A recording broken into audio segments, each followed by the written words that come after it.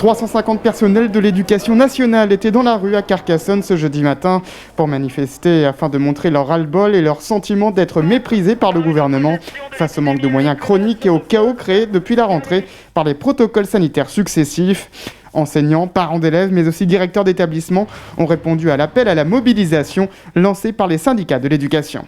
Depuis la rentrée, avec l'augmentation des cas positifs, ça devient ingérable pour les collègues, particulièrement dans les écoles où les collègues directeurs et directrices sont en première ligne, mais aussi dans les collèges et les lycées où c'est les vies scolaires, les infirmiers et infirmières. Donc en fait, ça devient ingérable. Mais c'est pas que le ras-le-bol. C'est-à-dire que pourquoi on est dans cette situation ? On est dans cette situation parce qu'il n'y a pas eu d'investissement dans l'éducation, ni dans les personnels. C'est-à-dire que nous, on a demandé déjà depuis 2 ans à ce qu'il y ait davantage de recrutement, à ce qu'on fasse appel aux lauréats des listes complémentaires, et aussi à ce que dans les bâtiments, il y ait de l'investissement. C'est-à-dire que on parle beaucoup maintenant du risque aérosol, des capteurs de CO2. Tout ça n'a pas été fait depuis 2 ans. Parce qu'à chaque fois, le gouvernement s'est dit on va laisser passer la vague et ça va aller. Sans rien faire, ça passera. Et là, on voit que ça passe plus parce que les collègues disent stop, ils n'arrivent plus à assurer. De la maternelle au lycée, les conditions de travail ne cessent de se dégrader.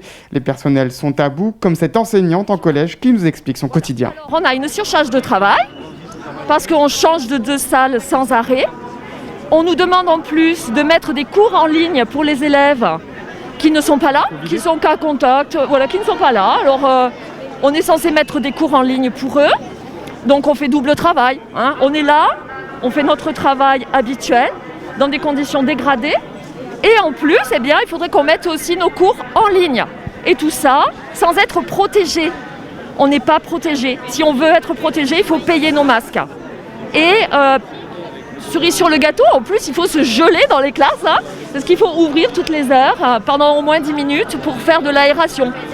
Je crois que là, vraiment, les personnels sont à bout. On a fait tout ce qu'on a pu vraiment pour faire en sorte que cette crise du Covid, on puisse la passer. Et là, tant de mépris, ces protocoles qui arrivent au dernier moment, qui sont infaisables, c'est plus possible.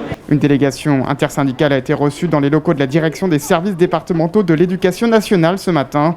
Côté mobilisation, le SNUIPP, premier syndicat du primaire, a déclaré 75% de grévistes. Quant au SNES FSU, premier syndicat du second degré, il a annoncé 62% de grévistes en collège et en lycée.